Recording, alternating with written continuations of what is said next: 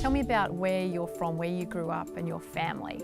Okay, I grew up at Kochie. Yeah. So under Aboriginal words, Goanna, the meeting of the reeds, where the two rivers meet the bay. Left home at 16 to become a chef, stubborn. Yeah. And worked as a qualified chef for many years, and then started a family knowing that we had Aboriginal descent on my mum's side. Dug into that more, and then when my third child come along, things got a little bit hectic and I had to stop work.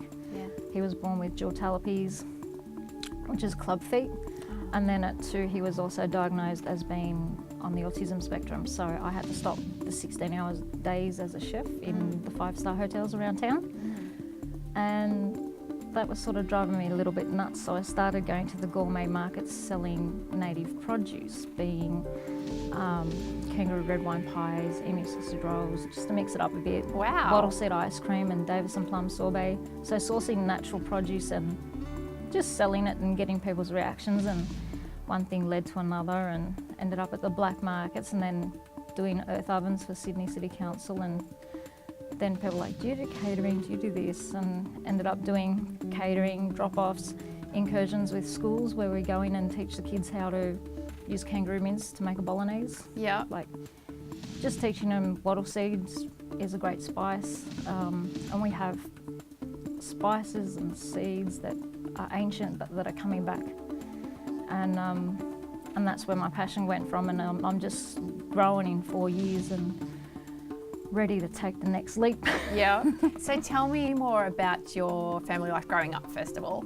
Tell me what life was like for you as a child. How many brothers and sisters did you have? What? I've only got one little brother. Oh, okay. Grew up in Redfern till I was about 9. Yep. So I went to Redfern Public School. You know, mum and dad used to work, so we had Lebanese babysitters, so I had the opportunity of having great food young. Yeah. And then when I turned about 9, we moved down to Tamora, which is near Wagga. Yeah. So I got the best of both worlds. I got to live country life and city life. Yep. I think I was about 10 when we come back to Sydney and went back to home grounds of Kochie, where I was born. Yeah. And then I just started chefing. Yeah. So my little brother's a sports freak, so Yep. it sort of went like that. Right. And have there been any other influences on you with this whole passion for food? I was either going to be a mechanic or a chef. Yep. As soon as I hit year 10, it's like, I want to be a chef. Yeah. And just, people ask me why I use food. Everyone sits down at a table, eats, talks, and that's when most communication happens. Yeah. So when I started doing the Indigenous food, it was more just getting people to appreciate what's in our own backyard. Yeah. Like, people cringe when it's like, oh, that's kangaroo. Yeah. It's our emblem. It's like, well, before they imported cows and sheep, this is what was lived on. Yeah. So. Yeah.